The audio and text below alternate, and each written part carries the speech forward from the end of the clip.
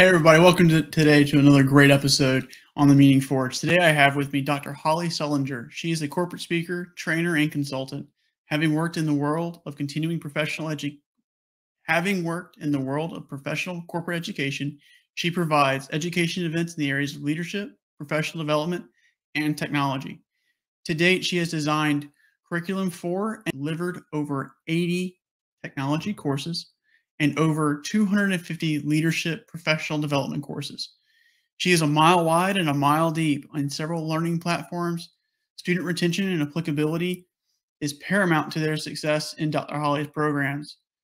Dr. Holly is well educated in adult education, business administration, computer science, and of course, liberal arts. That has provided a very diverse foundation of knowledge. Education, coupled with many years of experience and a passion for interactive instruction, enables Dr. Holly to expertly design and deliver unforgettable speaking and training events. So let's get into the Forge.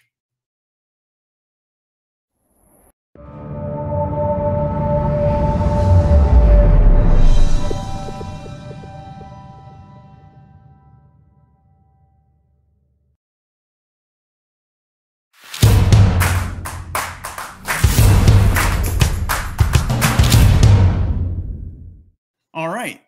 So, Dr. Holly, welcome to the Meaning Forge. I'm glad to have you, and I can't wait to kind of uncover how you make and find meaning in your life and go through the symbology of the Meaning Forge with you. How are you today?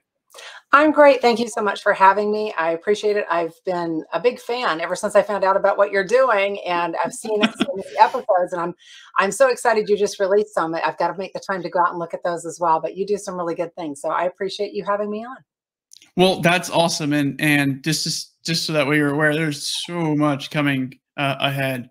And we're on I've developed a 3-week cycle moving forward. So for everybody, it's a 3-week cycle. The interviews land right smack dab in the middle, but with clips on either side and in the middle. So lots of opportunities to grab these life lessons from people. And not only that, but I'm also looking at expanding onto other podcast platforms. And for the clips, if they meet the threshold, you'll see them on TikTok. So it's going to be great.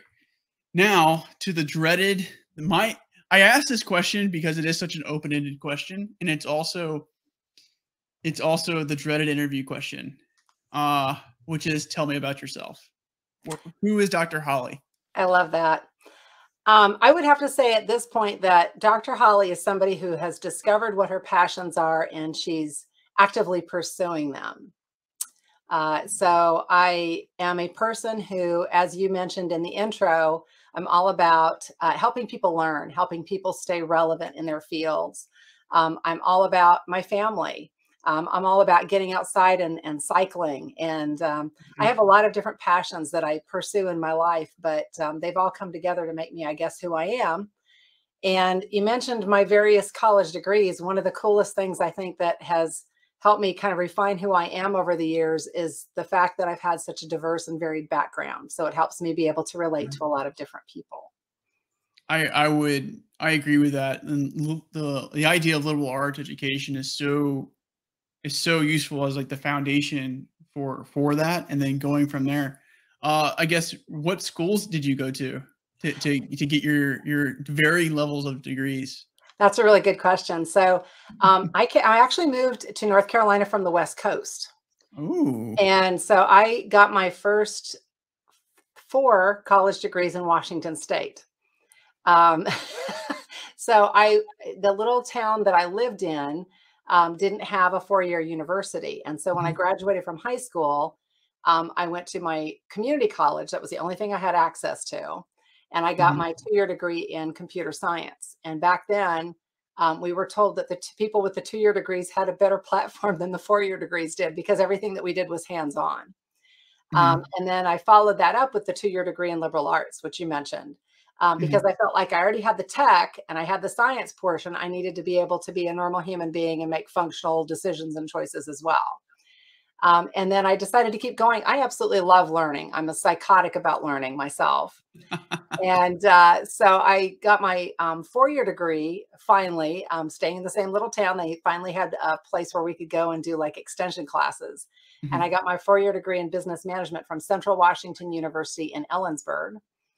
And then my master's degree is from a university called Heritage University. And it's on the Indian reservation in Toppenish, Washington. So and it's a Ford Foundation university. It's just an amazing place to be.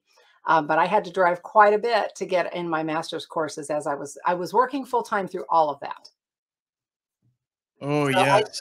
I didn't get the typical mommy and daddy are going to, pay for your college experience. Yeah, yeah, that's a tall order right there because, I mean, you've effectively, 4 degrees in community college, BA, MA, on your own. I'm also assuming on your own dime, working full time. Yep. Yep. Did you Yep. start a family during this time too? I did. Or did you wait? I See, did. there you go, right? So yeah, so my daughter was 4 when I graduated with my master's. And Mhm. yeah, and then I didn't have my son until I was out in North Carolina. But yeah, it was I have a picture of me graduating with my bachelor's with a big pregnant belly. So yeah. Yeah, wow. Okay, so blown away instantly. How I guess, first off, so you grew up on the West Coast, and where did this desire just to chase this education down come from? Yeah, so I now think it was that my mom lied to me, but in the beginning, my mom told me that I was exceptionally brilliant, and she told me that every day of my life. And so I think I became more brilliant than I would have been otherwise. But when I was in the 4th grade, I was in California, and I was given one of those same standard tests that all young kids are given at that age. And after the test, they asked to meet with my parents, and my parents were like, "What in the world?" Mhm. The school administrators said that in my 5th grade year, they wanted me to go to college half day and 5th grade half day because of the score that I had. And my parents thought that was wonderful and immediately started phoning all their friends to tell them what a great daughter they had. And it crushed me. I was like, I don't want to do that. I begged and I pleaded and I said, I don't want to be different. I don't want to be the freak in the class that, is going to college half day. Mhm. So, fortunately or unfortunately, my dad got a different job and we moved. And then that was off the table. And I've never been so thankful in my life. So we moved from Southern California, which everybody can kind of conjure a picture of that, to Mobile, Alabama. Oh, yeah. Oh, yeah. Where I was immediately called a damn Yankee, even though that part of California was not in the Civil War. And Heads up, anything if you like, anytime you go to, like, anything below South Carolina, you're they just a think damn Yankee. everything's the Yankee, even though most of the fighting happened in Virginia I and, know, right? I'm like, I'm along the Switzerland, I'm Mississippi River. California. How much more Switzerland can you get? But yeah, so then I saw the difference in the school systems and the difference in education. And my mom and my great grandparents have all been educators. And so I kind of had this bloodline thing for education to begin with. But I also started noticing that I had had advantages that other kids had not. I had parents who believed in me and told me every day I was brilliant. Which, by the way, I did with my own children, and you need to do that with your kid Oh, as trust well, me, it's right? Yeah, happening. just tell them every day. Yeah, and then I also noticed though that there were different programs. Like we had tons more programs in California than the people did in Mobile, Alabama at that time. I Mhm. don't know what it's like now, but I'm assuming it's similar. And so I started realizing at a very young age that there were a lot of there was a big need to level the playing field. Let's put it that way. And so when I was 16, we moved back to the West Coast, back to Washington State. And I was just determined that I was going to do as much as I possibly could to learn about my environment. I was thinking at the time, if I learn more, I can do more, not thinking I would be in a situation where I would be the educator. But it did turn out that way. So, Learn more to do more. yeah. Okay. Yeah. And I still am doing that. I still feel like the more I know, the more I can be of service to people. I guess I have a big heart to try to help people wherever they are. Mhm. And one of the groups that I've worked with forever and a day are people in job transition. You and I Mhm. know that. And that's one of the other places I feel I've been in job transition. And Mhm. when I went through it, I found out an awful lot. So now, why not help people who are going through that at this point? I like that a lot too. So, I guess kind of rewind a little bit to, so you graduate high school, you start pursuing these different, these different degrees. Um, I guess what's is the professional background in education? Where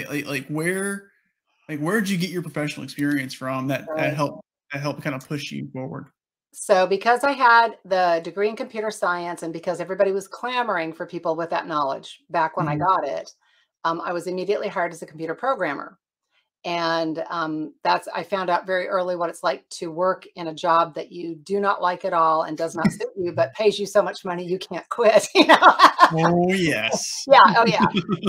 And so I was in that for a while, and also, while I was pursuing my education, I was doing work as a computer programmer. And what happened gradually over time was that people that I was doing systems for would say, "Okay, you're done with the system. Now show us how to use the system." And I was able to do that very easily. And I remember the first time I did it, they looked at me and they said, "You're not like the rest of the people back there in that department. We can understand you." And I said, "Well, good. That's the goal." And I Mhm. remember what it was like when I was trying to figure things out. So I hope that I'm making a lot of sense. And I kept hearing that. And pretty soon, everybody in the whole place was saying, "We want her to come train us on the new systems because she makes sense and she can explain it well. We want her." And so I got this Mhm. reputation of being the person who could be the customer facing programmer, if you will. And Mm. I started being asked, on a regular, and then apparently news got back to my college professors that that was happening. Wasn't by me. And all of a sudden I got a phone call and it was, "We'd like you to come teach an evening class for us. We know that you've been doing work in a particular software package. Will you please come teach an evening class?" And I was terrified. I was like, I think I was 22 at Mhm. the time. And I was like, no, everybody will be older than me, and like, it doesn't matter, you know it, and you know how to explain it. And so finally I got up the courage to do it. And I loved it. So it started just training people in my little area. And then because I had a natural knack for it, it just grew from there. So all of a sudden I'm teaching at a community college.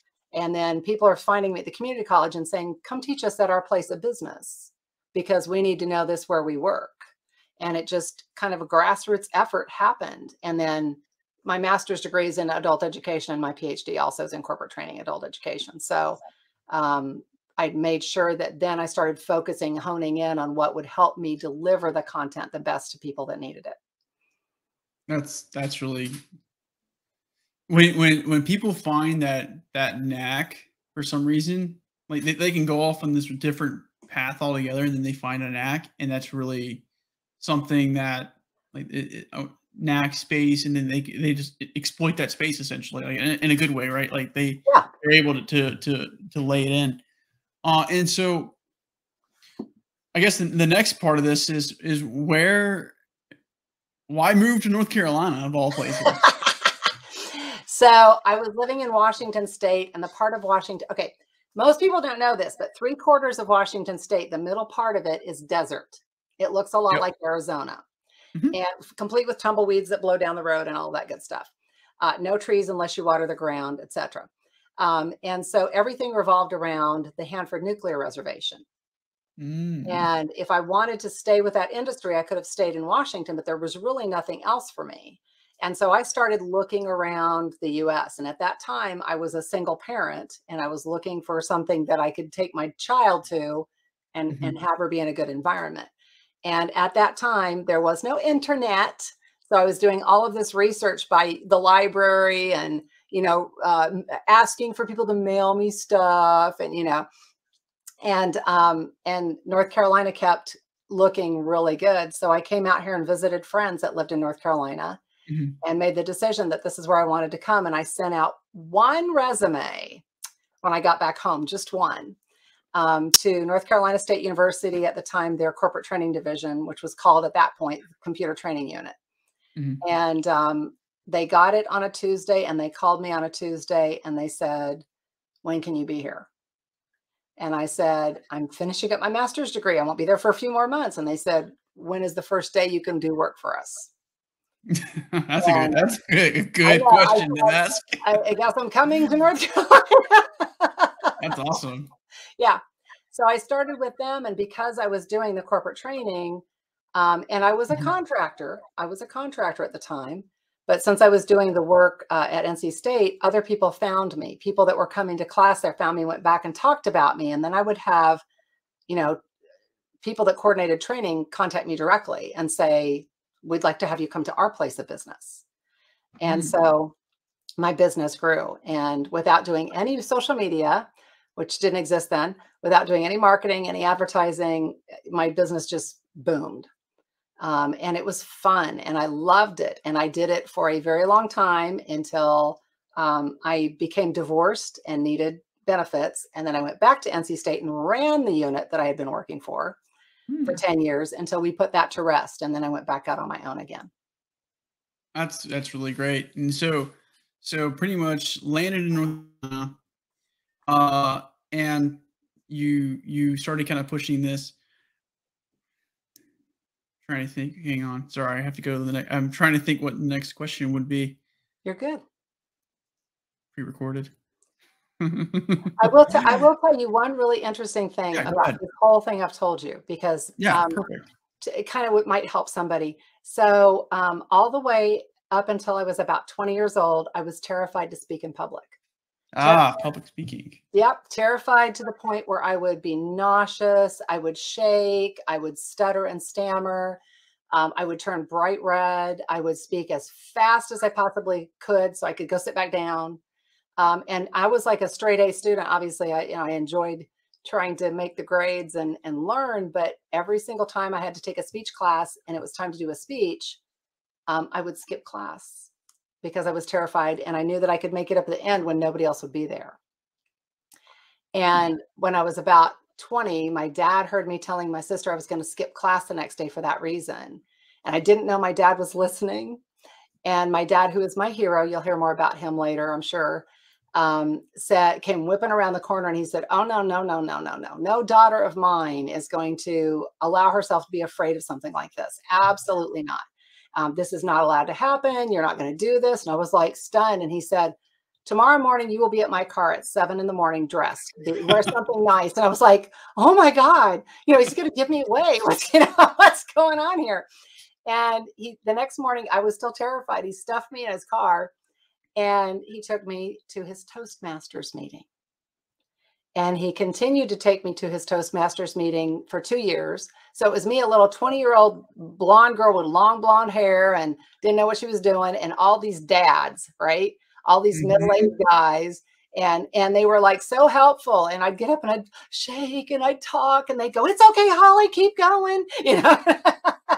And I for like it. years they did that. And that was about the time then my college people called me and said, "Come teach." So it was really weird. It's like, that little tiny thing that I helped myself get over, that my dad helped me get over, ended up being what I've done then the rest of my life. That's a really, I think, a beautiful story, kind of like coming together there. So we're gonna use that, and we're gonna go Okay, straight now into the forge. perfect.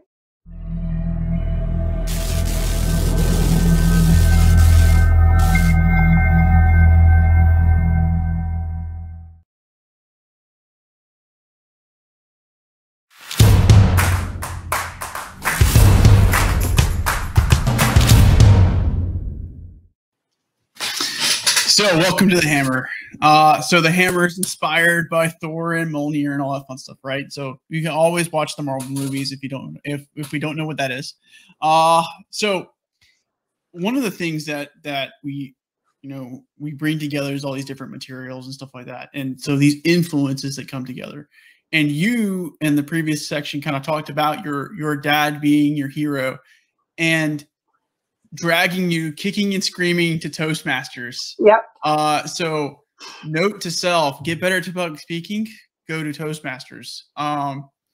Now, what was a memory from your dad? It can be related to Toastmasters or something else that was really impactful to you. So I have an unusual dad story. My dad Perfect. was born and raised in Indian Territory in Oklahoma, Mhm. and he was very poor. His dad was an alcoholic, and his mom committed suicide when he was 12, and he went Mhm. to live with neighbors. And I'm going to back up a little bit more than that. When my dad was 3, he contracted polio, as a lot of Ooh. kids did then. He was one of the last waves of kids that went through that. We've all been, Mhm. coming out of our pandemic. Well, that was like a pandemic back then. Yeah. And the way, and he was, if you can imagine this, because I know you've got a little one. So he's 3 years old and he has polio, and they put him in the hospital, and he's in a room.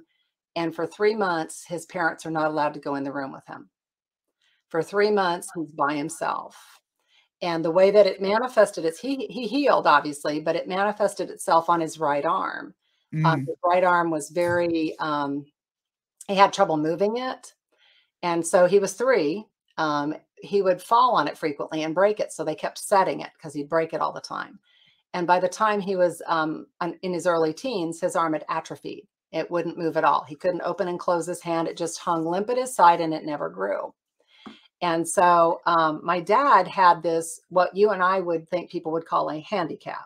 But my dad Mhm. did not use that word and did not allow anybody to use that word for him. But he gets himself, he goes to work as a nanny for his neighbors. Puts himself through college. He gets a 4-year degree. He goes to work, and he ends up working, helping build the Apollo program rockets for NASA, Oh, wow. with his one arm, right? And Yeah. that's when I came along, and he met my mom in California and had me, and then my sister. And all I knew is I grew up with a dad that had one arm that would function, but it was the size of a tree trunk, and he Mhm. could do anything. He still played sports. He played on a softball team, and he had a glove that he improvised. He actually made it so that it was really wide at the base, and when he caught a ball, he'd throw both the glove and the ball in the air. He'd reach over the glove, grab the ball, and throw it wherever it needed to go. It was absolutely amazing to watch. And every time we went out in public, some little kid would come up and go, "What is wrong with your arm?" And my dad would kneel down. He was a big guy. He would kneel down and he would say, "This is why your mommy gets you a polio vaccine. I had polio when I was a child. And if you didn't have the vaccine, this is what could happen to you." Mhm. So he was really good with people. He loved people. People loved him. And he never quit. He had the most positive attitude I've ever seen in an individual. And I think more than that, he just believed in people. And I was super, super lucky to be his daughter because he believed in me. There was absolutely never a time when he was my first example of absolute unconditional love. Mhm. And so he is directly responsible for every little bit of success that I've had in my life and for the way that I chose to raise my children. Wow. So your father and his drive, would you say that it was like translated to you, like just given to you, and then that combined with pushing you to Toastmasters, uh, not allowing, I guess, and forgive me if I'm wrong here, but it's like almost like saying like, "Oh, you think you're handicapped, you're cutting yourself short. No, no, no, no, no. You're gonna come with me, and we're gonna build you up, and you're gonna get better." Yeah, and he always, I was funny because I was saying I was scared when I got in the car. I wasn't scared of him. I was scared of what he was going to do because he always he always would do something that would help you stretch and grow, and it was never done Mhm, in meanness. It was always done in love and in "I believe in you." And it was funny because when he brought me into his group, all those men were like that as well. They all believed in me, and so I couldn't help but do better. I couldn't mhm, help but succeed at what they wanted me to do because they were all going, "Come on!" I had this huge cheerleading team of mhm, dads, all these guys, and but my dad did that not only for me and my sister, but for a lot of people. When we became older and we moved out of the house, my dad and my mom would take in other young people who didn't have anybody and they would help them. So he just constantly believed in people. He believed he always needed to do his best and that he needed to love the snot out of people all the time. And he did that. He lived that every single day. That's awesome. Like it really is. It's really a great thing. And so to to to to see how that applies a little bit more today, and I think what I want to get into is where did you start to like struggle at? Like where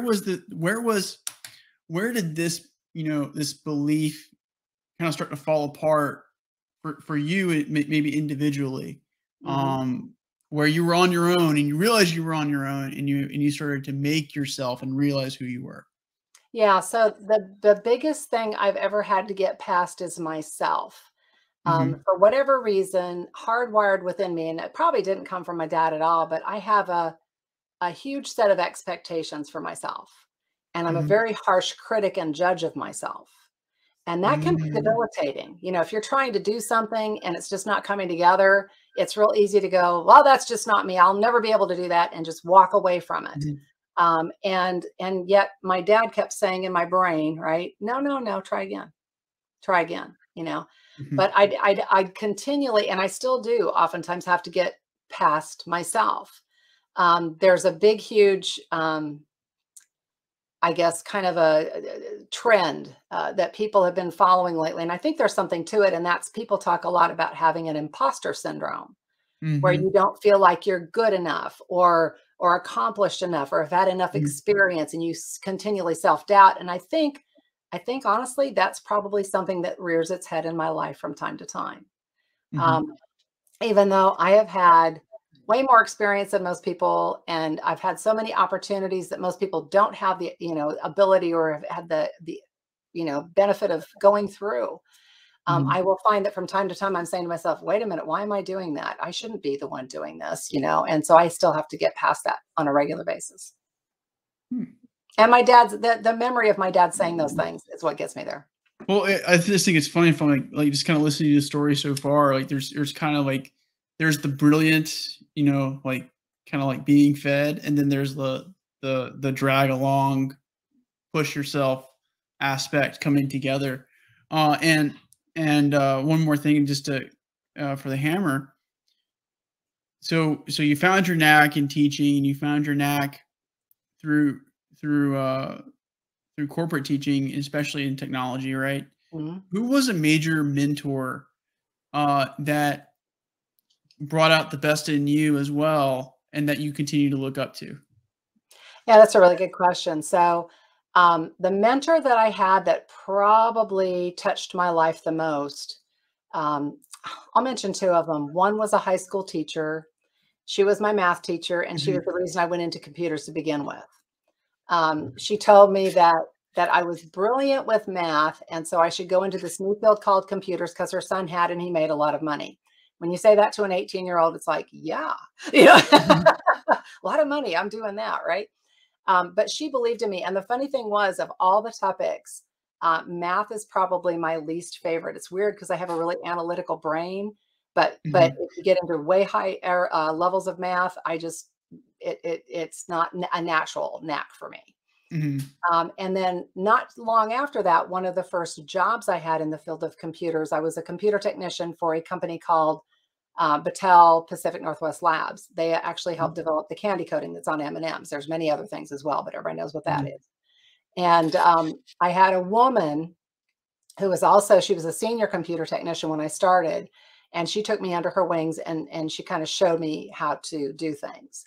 And so I really, a lot of my initial success, I attribute to those women. But, so many of my other experiences, I was saying to someone the other day, I played softball from the time I was 6 until I was 33. And I think that taught me more about teamwork than like any human being ever did. Just that whole process. So I think I have had like a lifetime full of mentors from many different aspects. I mean, it takes a community to raise one person, so I It mean, that's does. kinda how it works, right? Yep. Um, well,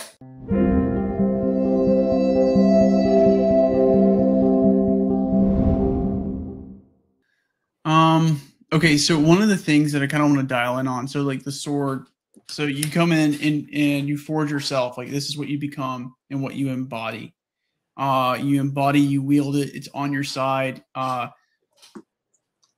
the first question I like to kind of pose is, as you make yourself, one of the imperfections you brought up was you're an overly harsh critic to yourself, and you have an expectation. One of the things that I struggle with, and I think many people struggle with, is that critic, that expectation, and how do you find the grace to overcome that? That's a great question. That is a great question. Yeah. So my grace is probably, first of all, that inner voice that I said that my dad supplies. Mhm. But the second thing is my logic. I told you I have a really analytical brain. And Mhm. if I sit back long enough and I look at all the people around me and I say to myself, wait a minute, it's taking me a little bit longer, but look at all of these other people, it's taking them just as long, or they wouldn't even be here. They wouldn't even try to come here. So I just Mhm. need to chill and just give myself time to breathe. So it's more of a combination of listening to my dad and then grabbing a hold of myself and saying, you're being unrealistic. You're being overly critical. You're not being good to yourself. You're not being kind to yourself. Here's what you need to think about. You can do this. You've got the skills. You just need to take a deep breath. I can, I guess, here's an example, great Sure. example. Bicycling. Um, so up until I got my driver's license, right from the age of like 8 until I was like 16, I biked everywhere. I was a total tomboy, but I would get on my bike and I'd bike for miles and I wouldn't think about it. And I loved it. And it was just like, it's like super fantastic. And then I got my license. And so then I quit biking. And like I might bike every now and again for fun, but it just, I had a license. Hello, I had my car. And then we have COVID. And my ability to go to the gym is cut. And my ability, I can walk outside, but I'm like going, I'm just dying for some more activity. So I remember that years ago, my daughter has bought this bike, and it's a great bike. It's an expensive bike, and it's in my basement, and she doesn't want it. And it's brand new. I think she rode it 3 times. Mhm. And so I asked my daughter, can I have your bike? And she's like, yeah, take it. I don't want it. And so I have a friend, and he came over and he upfitted the bike and made it work for me. And then I got Mhm. on the bike and I could ride it, but I was all of a sudden, I was like, okay, this is like got 45 more gears. That's too many, but it's got a lot more gears than I remember. And oh my gosh, it feels different. Mhm. And so fortunately, I ran into another friend who bikes a lot. And that person kind of took me under their wing and started making me go out on a regular basis and bike with them. And I have rolled that bike twice now. I have messed myself up a couple times, and it would be real easy. I mean, and I find myself like the first time it happened, I was almost couldn't breathe. I was so angry at myself. What is Mhm. wrong with you? Why are you, and then I was like, wait a minute, time out. This is a bike. you know, Mhm. you can get back on it. And I did. I bled like a pig all the way home. Yeah. I simply pulled over and held out a dirty rag and said, ma'am, do you need this? And I was like, no, that's okay. Good. But I've really had to talk to myself a lot and say, you can do this. Everybody, and I've been doing big bikes. Like I've been riding the American Tobacco Trail and the Neuse River Trail and, doing 25, 30, 40 miles a day on a bike ride. And so when these things happen, it's like, well, yeah, okay, I got going a little bit too fast. I didn't brake like I should have, whatever. It's a learning process. And rather than getting upset with myself, I have to take a deep breath and go, you're fine. You're normal. This is something that humans deal with. Get back on the dang bike, do it again. Mm. So, and I think I just want to ask now. So, like, the sword is typically like it's always considered a weapon, right? A lot of people consider it a weapon, but we see it in religious language. We see it in other language, and abstract ideas. It comes across as a weapon, but it also comes across as a tool in some ways, right?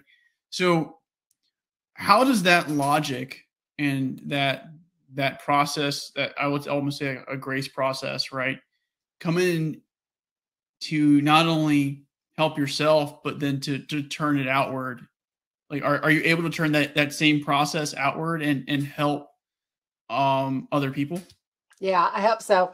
My corporate people say that I'm one of the most patient people around. Mm. And my kids would laugh openly if they heard that.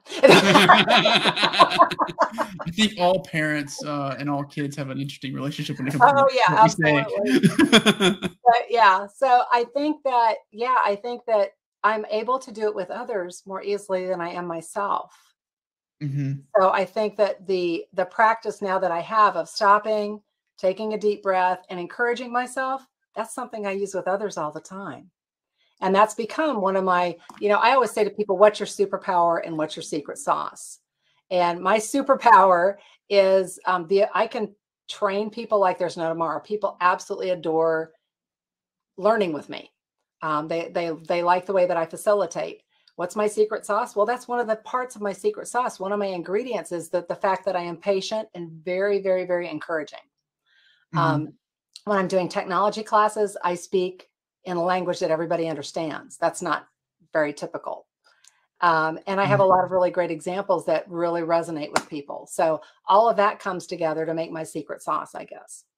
Actually, in my notes, I had an arrow to secret sauce. So you read my Ah! mind. You're a psychic. You're a psychic.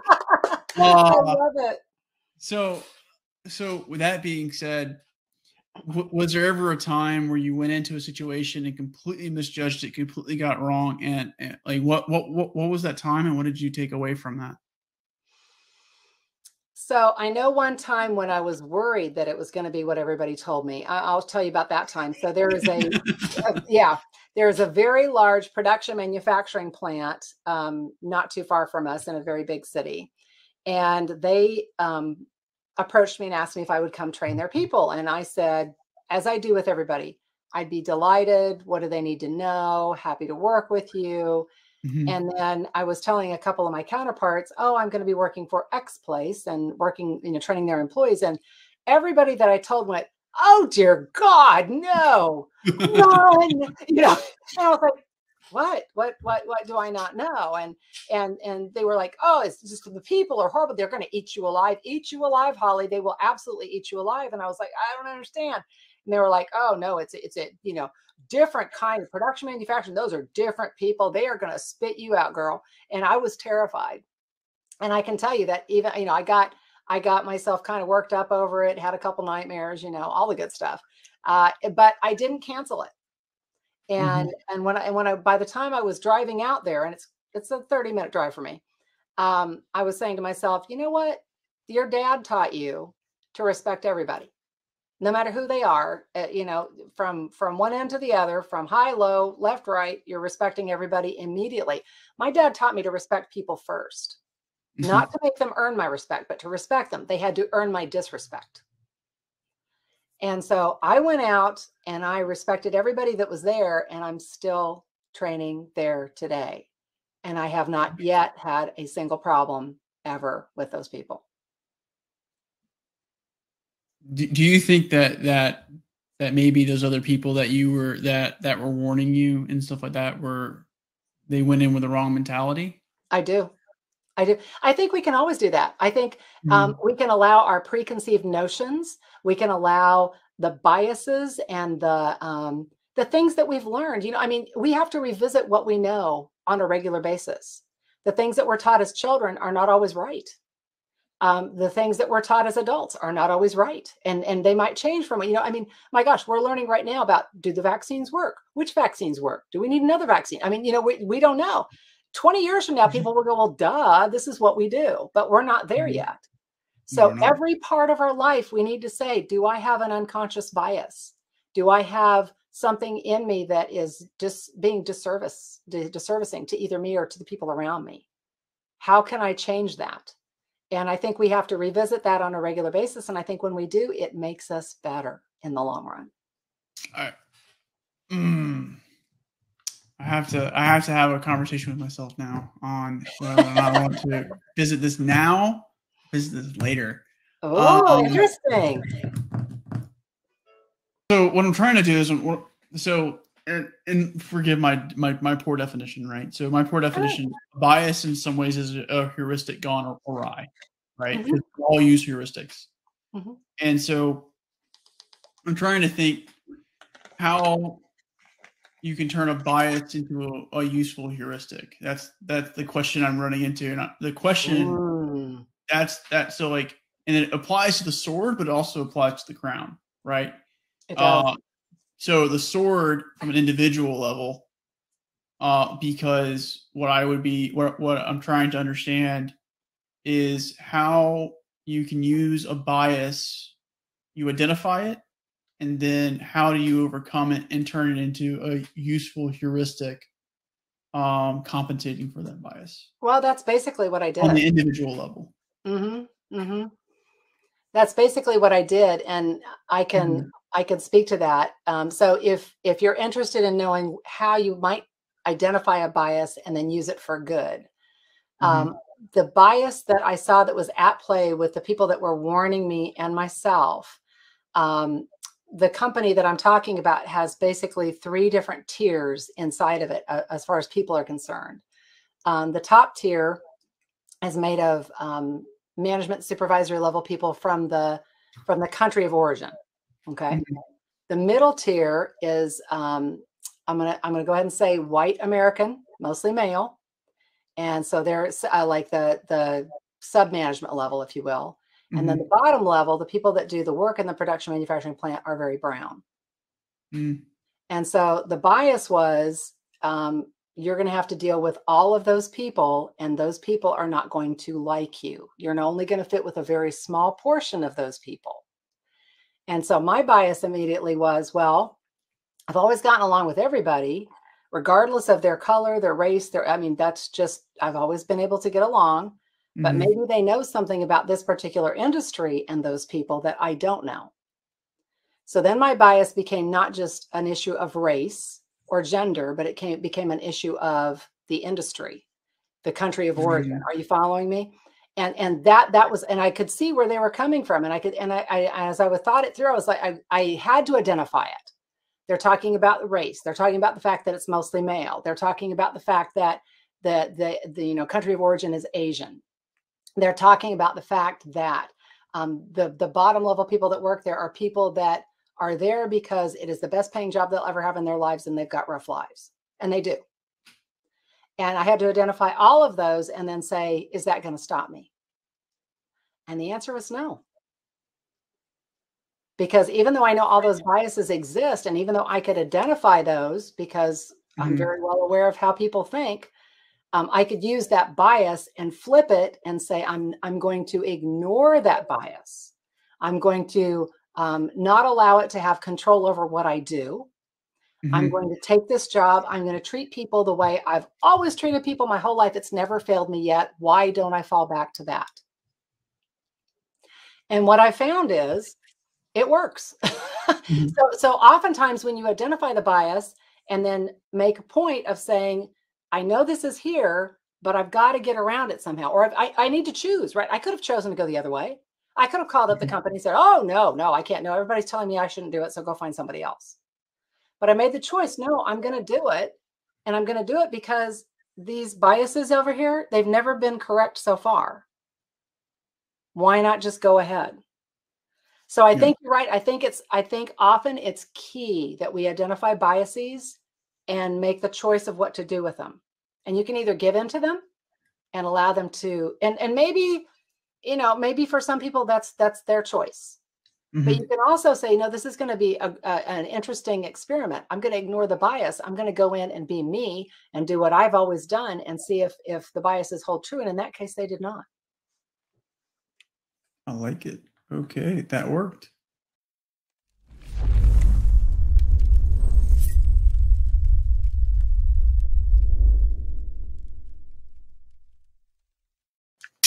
All right, so welcome to the pen. The pen is essentially like your mark, your legacy.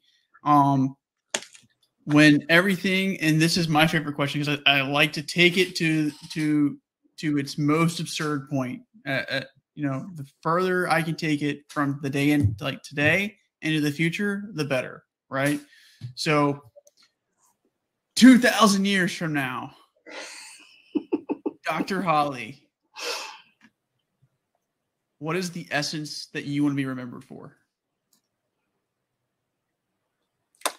I would love to be remembered as the person who inspired many people to continue learning throughout their entire life. I would love to have my mother taught kindergarten for 35 years, and she all of her life got letters from the kids she taught and their kids' kids Mhm. saying, "You were the most amazing kindergarten teacher ever. Can't believe, you were my favorite teacher in elementary school. I taught my kids the alphabet song the way you taught us." She would get all of these things. So she has a legacy. She taught so many people that then shared her knowledge with other people. It's just like the movie It's a Wonderful Life. I think that Mhm. the crux of that movie is you change people around you whether you realize it or not. And oftentimes just by being there, you've changed somebody. You might not even remember that person in the future, but I would love it if everybody would become inspired to learn more. And again, you know what? The more we learn, the less we allow things like biases interrupt us. The more knowledge Mhm. we have, the more we can put stuff that doesn't matter to rest. Absolutely. And one of those things that I just kind of want to dial in on is your so inspiring people to learn, and you've made all these courses. It's 80 courses and 200, and you delivered over 250 leadership, professional education. Um, during those moments, what's been the biggest, I guess, like, have you ever like gone to a speech or a class and were impacted a certain, it just is like seared into your memory forever? And I would like to know why that is, if that has occurred. Yeah, so they do it all the time. I get it all the Mhm, time, and I guess maybe that's why I love what I do so much. I hear from mhm, people all the time about their impacts. I hear from people years later. Um, one of the people that I trained, we've forgotten corporate training, used to be a fireman. He mhm, used all of his spare time in the fire department to come take my classes and learn how to build databases. He got so good at it that in his spare time, when he wasn't a fireman, because they get days on and days off, he started doing contract work as a database developer for another company. mhm, And then the municipality where he was a fireman finally said, "You're so good, come work for us in IT." And he just recently retired from them as the database analyst for that municipality.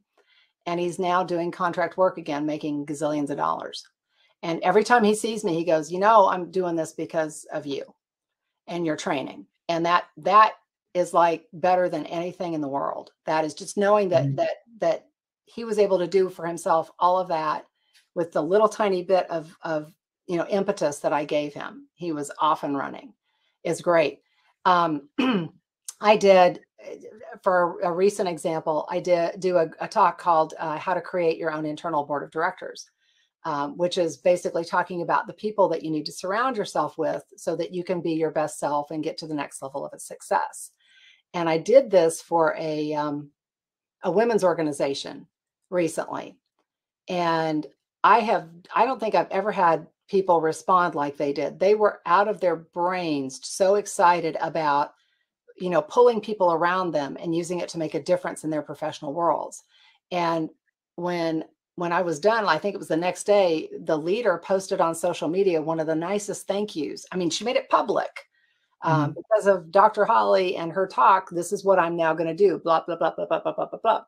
And that to me is gold. That just makes my heart happy. That's really great. And one of the things that I kind of say often is, the sword and the pen are of the same substance in many regards, right? And you can do the same things that you can do with a sword. You can empower, you can enable, you can share, and one of the things is you can write on the hearts of people, right? And Yes. so, for better and for worse, keep that in mind. There's Yes. always a good and a bad, right? Yep. And so I really appreciate you sharing that. And so the last question before we move on, uh, now you can take this any number of ways, right? You can take this as a a trinket in like a highly advanced human society or a post-apocalyptic type of thing. Okay. But 2,000 years in the future, there's an archaeological dig, and they are over your house or something to that effect, right? And all of a sudden they're going through, everything else is just gone, but one item. What is that one item and why? That's a really good question.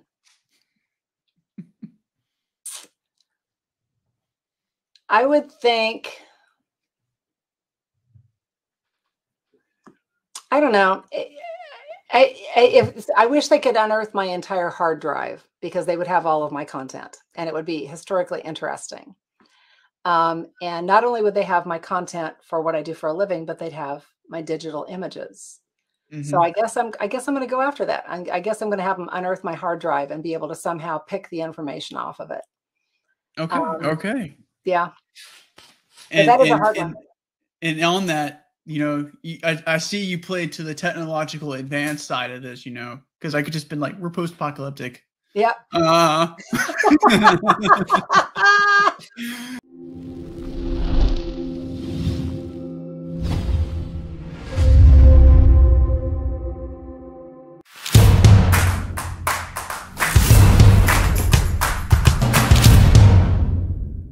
Oh, the crown, right?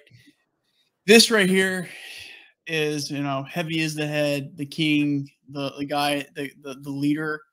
It is also the binding agent for all these things, right? Like, I like to kind of like sit there and like make a TP with all the hammer, the sword, the pin, but unfortunately they're all different sizes, so it runs into some problems. Um, Right. but the idea is still there, Mhm. right? And one of the things I guess I want to talk about is,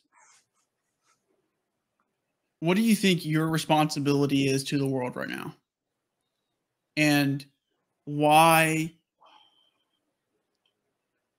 I guess let me rephrase this.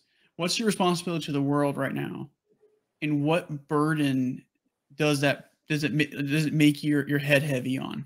Like how does Mm. it make your head heavy? So now I'm known as a keynote speaker, a corporate speaker, a corporate trainer. I'm known as a voice. And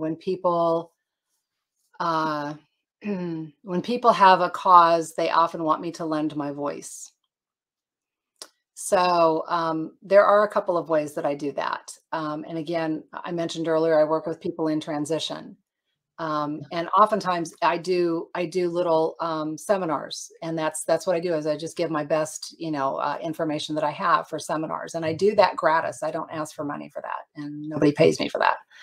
And I feel like I have a responsibility to do that because I've been in that position before, or I've been in transition. Mhm. Um, I also, though, during the pandemic, it was rather interesting. My clients started asking me, everybody was kind of panicked. We didn't really know what we were going to do or how we were going to do it. And people weren't comfortable with this new way of using technology to communicate and still allow us to function and do business. And so in 2020, one of my biggest seminars was how to thrive in a virtual environment, where we talked about how to do it and do it successfully. Um, and then I was also asked after the George Floyd murder if I would lend my voice to the efforts to make sure that that was not forgotten, that things that diversity was allowed to diversity, equity, and inclusion became a very big headline item for a lot of people, and I've done that. So I recorded a video for a friend of mine on social justice. I actually ran 2 panels on diversity, equity, and inclusion, and I was Mhm. just the facilitator. I invited people on that panel that were far more Mhm. able to speak to that than I was. And so I think my biggest responsibility and the most heavy responsibility now is picking the appropriate things to lend my voice to. I've been asked to lend my voice in other areas that I've not felt comfortable with, so I have not. But when I know it's something I'm passionate about, when I know it's something I can do to make a difference with, then I do lend my voice to that. That's understandable. Sometimes, it's hard to pick and choose those topics, and even if you pick and choose a topic, you still have to approach it with caution in more ways than one, because today history is not very kind, You're right. even if that history is only an hour old. Right. Um, so I appreciate that. And so kind of want to kind of shift gears a little bit to there's a reoccurring theme so far with your parents and you, and then other influences kind of coming in. And one of the things that the crown is leading, right? And we all know being a parent is leading. It is a fun time to lead, right? Yep. Yep. What's been the biggest lesson that you've learned from leading your children? So the biggest lesson that I've learned from leading my children is that um, no two are alike, Mhm. and that they are not necessarily a reflection of their parents. Mhm. I learned early on that you have to allow your children to be whomever it is that they are supposed to be. And one of the ways I learned that was by watching my parents and their parents. And I was given a lot of expectations growing up. In fact, I was given expectations about who the type of person I would date, the type of person I would marry, Mhm. the type of job I would go into, um, and and what was expected of me wasn't quite a fit. And so I learned early on that I needed to allow my children to become the beautiful people that they're intended to be. And they have done that. I've been very lucky. So I have two grown children. They both live in Raleigh, so they're very close to me. We have dinner every Sunday together, uh, Mhm. and that's all kinds of fun. And if I don't remember to call them and say we're having dinner, they call me. Are we having dinner? So it's great.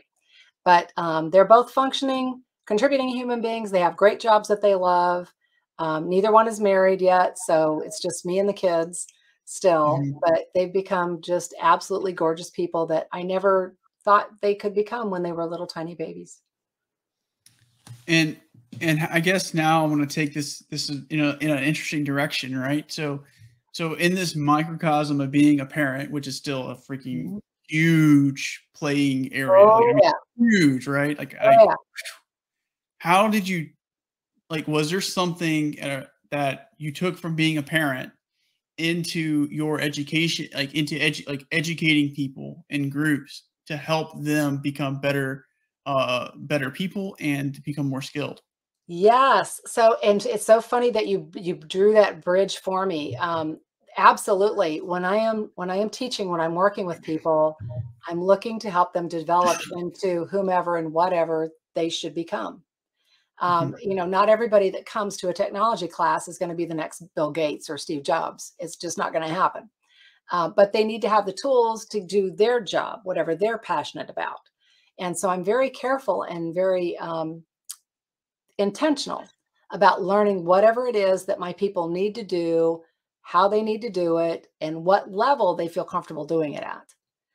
So just like when you raise kids, they're different, and you have to. If you're a good parent, I think you really allow them to kind of grow and expand on their own, and you're there providing water and fertilizer and nutrients and stuff, but they're kind of growing. You provide some structure. Sometimes you have to hold the limbs up, right?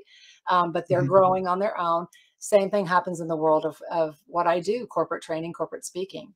I'm Mhm. there to try to give people just a little bit of a nudge to the next level, whatever that next level is. And it's gonna be different for everybody in the room.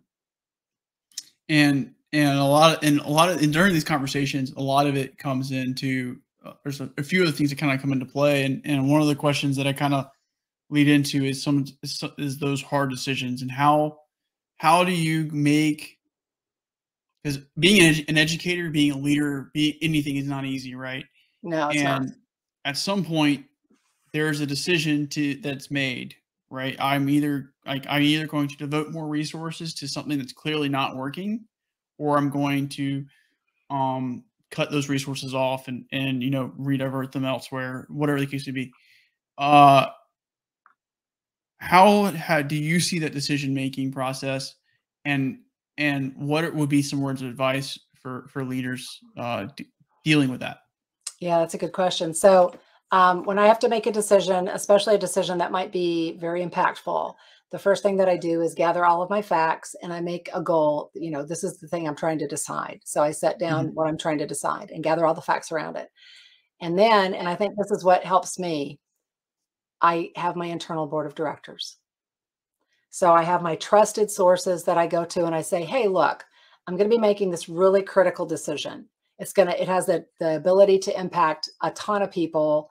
I really need to have your insight here. By the way, they do it with me as well. Mhm. And so I'll get a lot of people to weigh in on it and say, well, what about this? If you considered that. And by the way, your board of directors, you heard me talk about board of directors, your own internal board, they're not your friends. They're not your, it's an intentional group of people, some of whom are going to say, what are you thinking? Well, have you considered this, this, and this? You need to have people who are looking for kind of playing a devil's advocate role, if you will. You need those Mhm. people in your life. You don't want a whole bunch of yes people, because then the decisions, and you just could have just rolled some dice and done it yourself. But when you get Mhm. the right people on there, when you get some experts on there, when you get some people who've already been in that position, maybe they've already had the experience, when you get some people on there who are going to ask the hard questions, when you get somebody like a mentor or a sponsor who say, let's look at it from, how can this impact you in the future? That's what makes your decision work. That's what makes it good. And you know what? As a parent, we do the same thing. We go to others. We go to, sometimes we go to our parents and then we regret it immediately. But we, but we go to other people and we go, little Bobby is doing this. What did you do? Or we look it up in a book. We gather facts. We listen to a podcast. We watch a show on TV and we take all of that cumulative knowledge and then we say, this is what I've chosen to do, whether it works or not, right? This is my choice. And we do the same thing as leaders. I mean, if you look at all the great leaders, they have people around them like there's no business. I mean, they have so many people that they can call upon and get really good judgment information from, on decisions that need to be made. I guess here's a question. And have you read Napoleon Hill's Think and Grow Rich? A long time ago. So quick recap then. She actually has like a creative imagination process to that effect. And in it, it's like you have like these people in your mind, right? That you kind of make up and that embody things. Like for example, you have Abraham Lincoln, and he'll act a certain, like he'll start to act a certain way over time because you think of the archetype that they represent and all that other fun stuff. How would you relate having an internal board of directors, um, like having an internal board of directors, uh, and how it maybe is that important? Is that something that we should also strive to do? Is that good advice? In addition to having the outward internal board of directors, I think I just made it more complicated. No, you didn't, because okay, so my dad is deceased. He's been gone for about 10 years now, but he's on my internal board of directors. And I know what you're saying, because you have people that are like, you've targeted them because they're great, but then you also have, and I can't, I guess this has to be said also, the whole idea of following your gut is huge. Mm. Leading by intuition is becoming a huge thing that people are talking about. There are times when we really feel strongly, just for whatever reason, that we need to go this way. And if we ever go that way instead, we usually deeply regret it. Oh, I should have done this. So I think you're right. I think having an internal board is good. It's basically Mhm. your moral compass. It allows you to look to yourself and your experiences and your, to make decisions. And oftentimes that's all we need. Absolutely. Decisions is one of the hardest things about making about wearing the crown, unfortunately, right? And Oh, absolutely. you're never gonna please everybody, and you can never, sometimes it's hard to even please yourself. So Agreed. Agreed.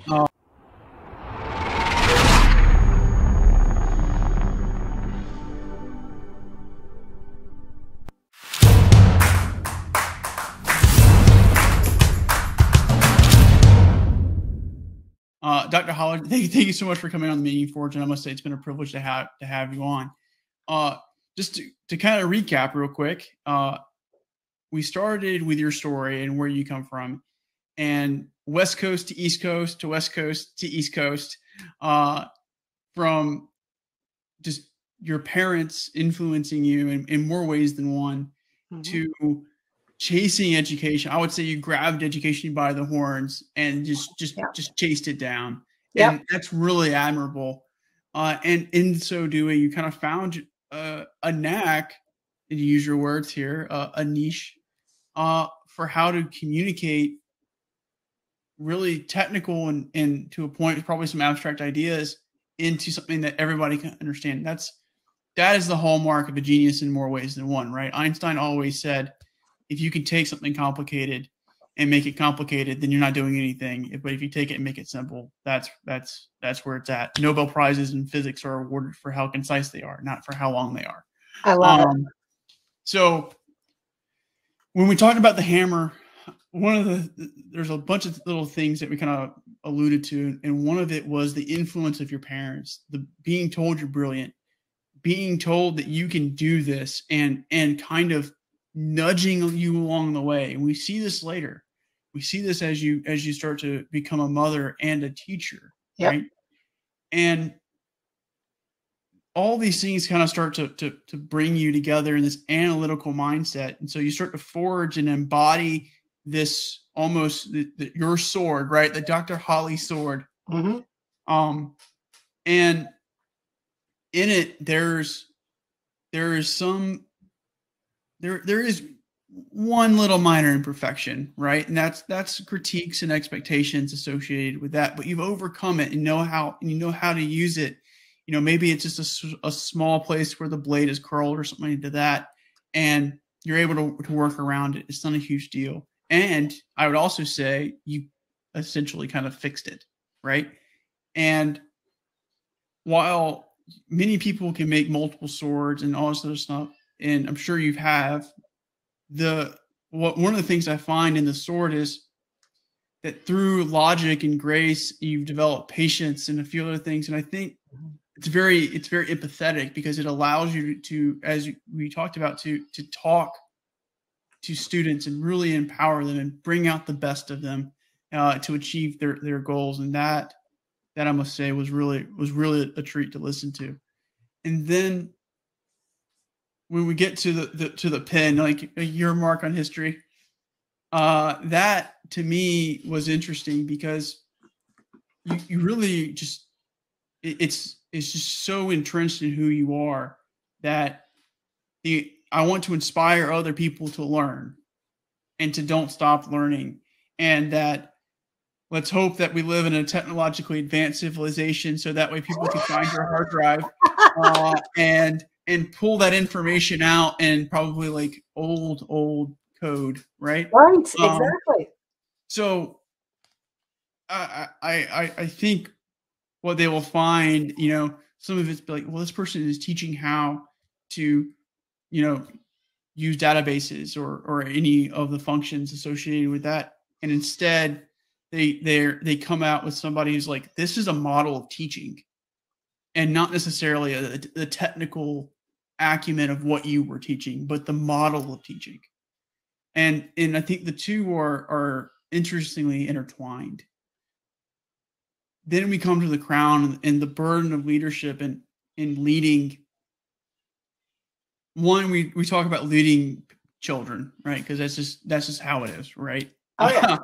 And then we apply those lessons learned that, people have to be groomed and nudged a certain way, and you can address these things, and you can bring out the best in people the same way that you raise your children. And then and not only the internal board of the directors, but probably the shadow, like maybe we should just rebrand it, the shadow board of directors. I right? love that. And that is now the people who are in your head, like that have left this long lasting memory. To And even your point that your parents. Oh yes, exactly. Your gut is in there too, and that intuition, and it's all being built there. And so all the books that you've read, all the leadership stuff that you've done, all of these things and all of these people have these voice in the shadow place. And then on top of that, you have the internal board of directors, which is all the people that you have a special relationship with that help you sift through information, make decisions, and go with your gut instinct. So thank you so much for that. And I guess the first question I have to ask here is what was something that was brought out during this conversation that maybe you didn't know before? Oh, that's a good question. Yeah, I think the way that you've actually drawn the timeline and how everything has come together to impact everything else was not something I'd ever thought of in that regard before. But this, when I had to go through, you politely sent me questions ahead of time that might be asked. And then some of your questions are different than what you sent me. I said that. Yeah, you did. But I loved all of it because, again, we don't always sit and think about, we don't take the time to sit and think about where we've come and who we are and where we'd like to go. We don't take the time for that. There's so much else out there that takes our time and attention. We're busy with trying to get dinner on the table and with the kids and, let me get ready for my next work project. And, oh, wait, I'm going to take 30 minutes and watch a TV show. We just have so many things that are taking our attention that we often don't say, what do I know about me today? And how does that jibe with everything else in my life? And where can that take me? And how can I use it to impact others or help others? And so all of your questions help with that. When I have to step back and think, okay, where am I and where do I need to go next? I think your questions definitely have helped me in that regard. So the little process of building and making meaning, right? In the form of life. Yeah. And it's funny because now I have this image because my sword has been very hard earned. So I have an image of a beautiful, gorgeous, large sword that has been hammered over time and has become quite a brilliant thing that I can use. And in my case, in the interest of learning, education, corporate understanding, and helping anybody who wants to learn, every time I slash that sword, I'm helping people. Exactly. And not only that, but to take it a step further is, with that experience of wielding the sword or, and you don't have to slash it, oddly enough. One of the questions I always kind of teeter with is how you use the sword. Right. And one of the things that I've kind of arrived at is in this case, it's kind of meant to be sheathed or it's meant to be turned onto yourself. And I think of it also as when I said slashing ignorance, slashing, exactly. Not understanding and not knowing and biases. We talked about biases, slashing biases. If you have knowledge and information, you can get past all of those negative things. Yep. The chains that hold people down in more ways than one, it helps free them and it helps become the revelation or something to that effect that they can build themselves with and find a sense of empowerment. And in that, again, I've had a great conversation. So I guess the what's your favorite of the symbols in the Meaning Forge? Well, it's got to be the sword. Okay. It's got to be the sword. Yeah. Just because, again, I feel like it's come together in a very hard-earned way. But ultimately by the time that you're gone, you want people to remember the crown. You want them to remember the thing that you're known for best. And perhaps the way that they do that is also through the pen. I mean, all of those symbols kind of come together. They do. But I think, the fact that I've been able to, through my own background and my own experiences, come up with a way to help so many people learn and get where they need to go. That's the thing probably that I'm most proud of, other than my children. Yeah, so children will always take the cake, unfortunately. Always. Or no, fortunately, I'm just joking. No, and seriously, yeah. I guess there's one more question. And what are your top 3 books? So my top 3 books are, the first one is Tribe of Mentors by Timothy Ferriss. And it is such a big book that it sits back here and it's this thick. So it makes a fine booster seat for small children, if anybody wants to know. but but he's talked to, I don't remember how many it is, gazillions of leaders, and every leader was asked the same questions. And there's like somewhere between 4 and 8 pages of answers for each leader. There's just a ton of just amazing information in it. So I love that one. I love Daring Greatly by Brene Brown. That's one I've been going through again. I like the fact that she talks about ways that we might be operating from our past that are not helpful for us moving forward, and how we can move forward in spite of everything. And then I love the other book, which I could turn around and grab off there. I won't take the time to do it, but is Outliers by Malcolm Gladwell. And that one I love because it simply allowed me to understand who I was. You know, Malcolm talks about the fact that if you're not really good at what you do until you've spent about 10,000 hours doing it. That's what his research found. And I have spent probably well more than that time and again, doing training and teaching and speaking, and it's become a fine-tuned craft for me. And it's funny because people, you know, oh, you just are natural. No, you're not. It's something that you forged. I'm going to use your wording. You forged over time. Yeah. Yes, absolutely. And so those are my three books of interest right now. But I am a book hound, and I've had people come to my house and be appalled at how many books I have. So I'll have 3 more next week. Perfect. I like it. I love it. And so, I lied that I do have one more question. Okay. This is a little bit better question. Okay. So do you have allegiance with NC State at all? I still do contract work with them. Okay. So maybe I'll cut this piece out for later. Okay. Okay. Who is NC State's biggest rival?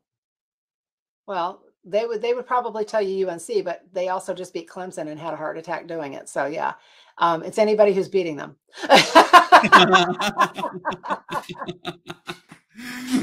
There you go. I like it. Oh, at least you didn't say like ECU or something. That's my no. That's a party school. We'll leave them alone. It works for me, but okay. All right. Well, thank you so much. That's where my PhD is from, and that's where both of my kids went to school. Oh, they both went to ECU? No, to NC State. Okay. We all went to NC State. And I ran the corporate training division for 10 years at NC State. And so, but the funny thing is I've also trained at Duke. I've also trained at UNC. I don't think I've been at ECU, but I mean, I've been in all of them. Perfect. And yeah, so I have equal loyalties. Don't say that. Don't say that. But it was anyway. Clemson died. We'll stick with Clemson for right now because UNC the cardiac pack. But anyway, thank you so much. On my show, my guest had the last word.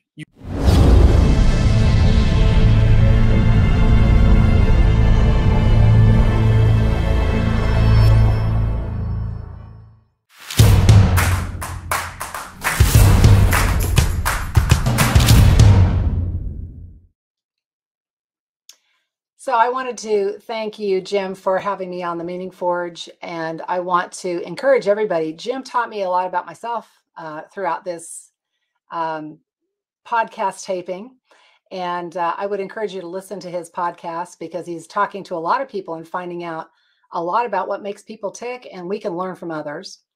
And as I said in my answers to my questions, I'm really into learning. I think we're all really into learning. I know that when I was a community college student, back when I started going into education heavily, one of the gals who was at my community college at that time was in her 70s, and she was going back to school because she just wanted to know more.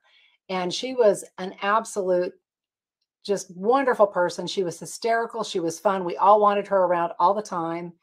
And she was brilliant. And I remember that she was a great example for me. At that time, I thought, man, if she's in her 70s and she's still learning, I can learn for the rest of my life as well. And so I would love to let everybody out there know that you can learn, you can take on new tools, and everything that you do will help you become a better person. And it will also help you stay relevant in your job and in your life.